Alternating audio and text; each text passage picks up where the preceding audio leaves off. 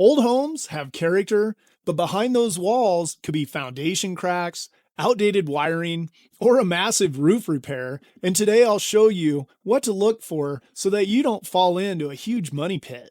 Now, let's face it, we all love those older homes, right? You got the big yards, the real wood, tons of character. I mean, hey, a lot of these homes are built better than the new construction nowadays. But here's what no one tells you is that the character can't save you from asbestos, failing plumbing, or even a $25,000 roof repair. Now, I'm not saying don't buy an older home. I mean, I love them.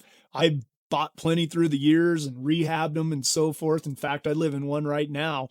But I want you to buy smart and avoid hidden things. And I want you to be able to sleep at night knowing that you made the right move. Now, when you first walk up to the home, don't just glance at the shingles. Look at that roof line. I mean, is it sagging anywhere? Do you see any shingles curling or missing? Maybe you see some 3-tab shingles. Those are definitely a sign. Or the vent caps, the flue caps are dented in, maybe from hail and so forth. These are all signs that that roof could be compromised. And on older homes, I've run into this quite a bit.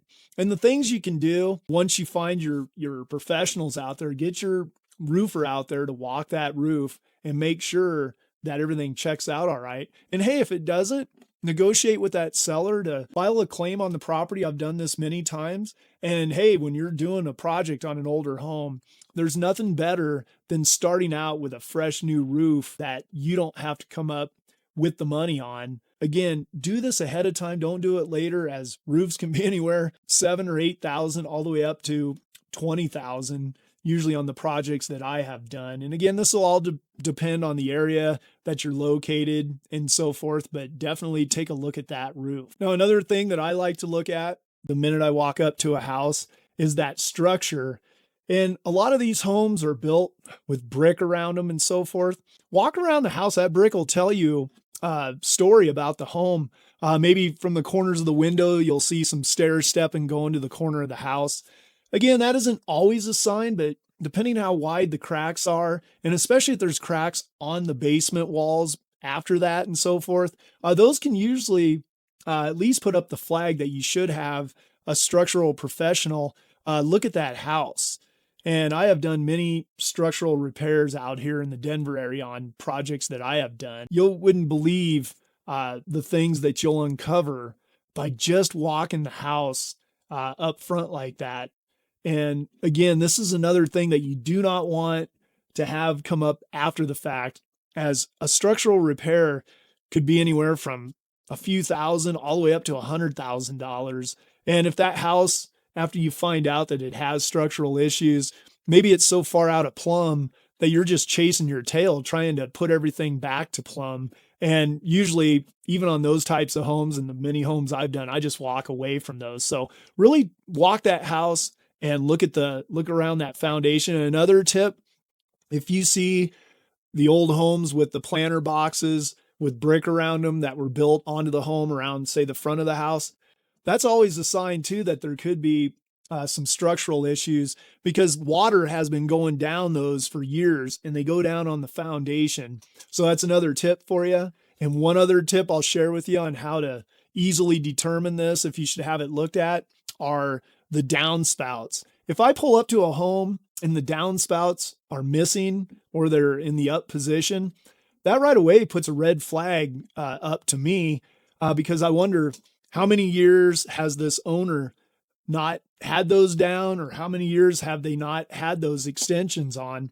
And again, out here in the Denver area, you got to keep the water away from the foundation. Tell my clients over and over, keep that water away, because when it goes down that foundation, and the soil swells like it does out here, it'll compromise your foundation. So again, these are some easy tips up front to look at the minute you pull up to the house. And then when you go into the house, go down in the basement and look for signs of moisture. You'll see white stains. They'll have that musty smell, maybe some peeling paint if there's walls up. Depending on the part of the country you're in, you may even see mold down there. I'm originally from Nebraska. It seemed like every basement had mold in it.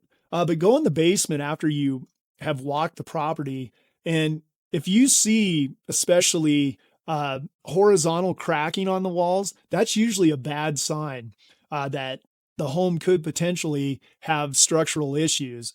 So if you see any cracks like that, make sure you definitely have a structural professional come out and look at that house.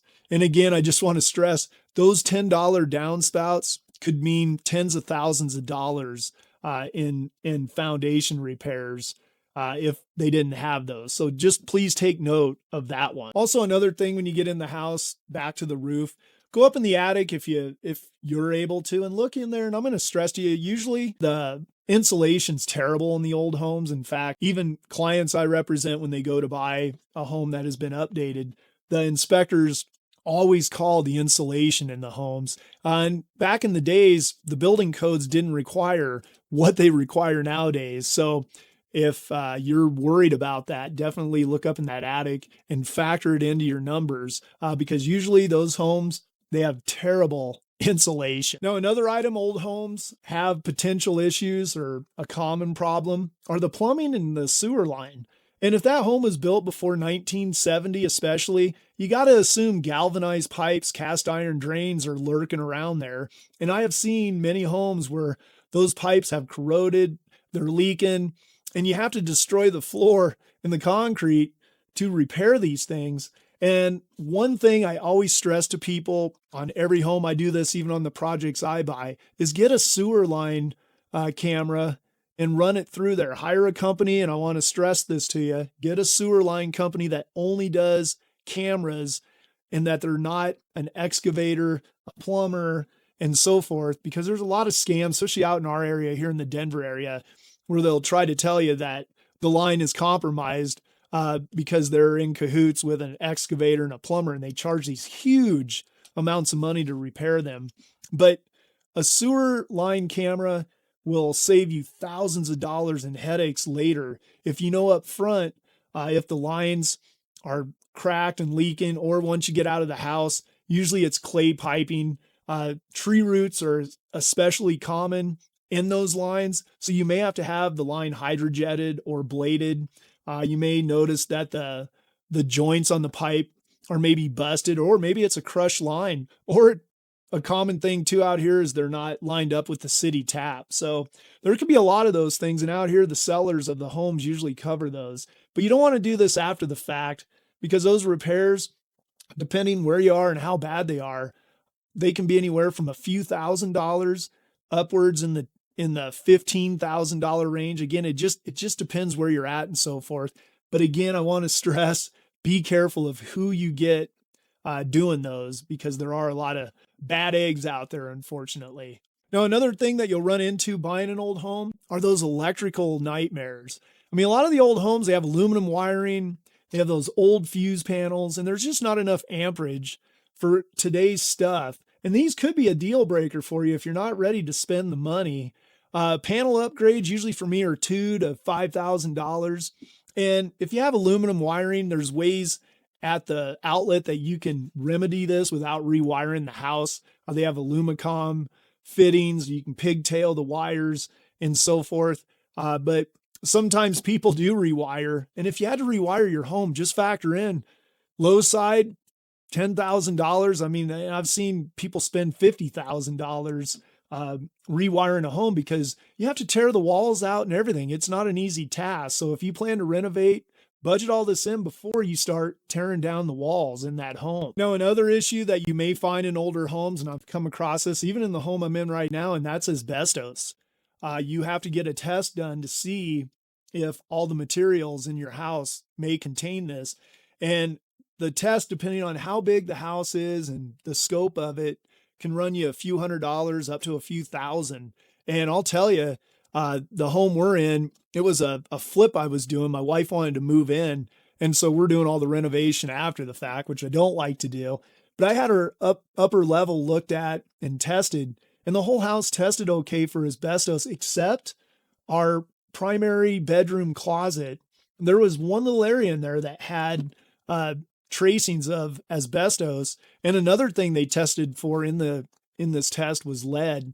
And the only area in the whole house that had lead was in our primary bedroom on the shower. The shower tiles were hot for this. So anyway, you will have to test old tiles and plaster if you're worried about it. And you need to get that done before you touch anything. If you're doing anything without a permit, I can tell you from experience in the past, the state will come and shut you down if there's any hint that they feel there's asbestos in there. And that can really be an expensive endeavor if you've already thrown a bunch of stuff out in the dumpster. So get that done up front. I mean, I had one of my clients quoted $25,000 just for their attic abatement, and that was just the attic. So that shows you how expensive this could really be.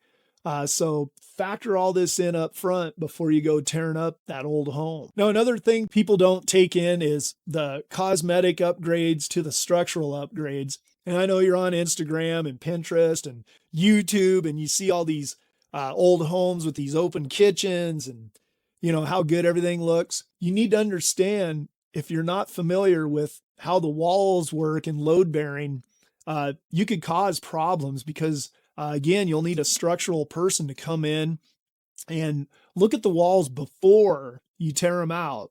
And they may recommend that you'll have to put a beam up for further support. And I've seen this in plenty of homes that I've been showing to my clients where flippers tear the walls out. They didn't know it was a load bearing wall, and the ceiling started to flex and everything. So we just walked out. So anyway, that is a big deal. So don't go into that home just thinking, oh, I can blow the walls out, open this kitchen up. No big deal. You may have to pay, I think for the beams I put in for all my structural stuff, they're anywhere from $2,000 to $5,000 for me. And again, it depends on the complexity of that beam, but usually in these older homes, that's usually what I've had to pay. And hey, you can live with ugly cabinets, but you can't live with a bad foundation. So just remember that and get that checked out ahead of time before you start blowing those walls out. Now, as I have covered, you're going to want to get some good licensed people in your back pocket.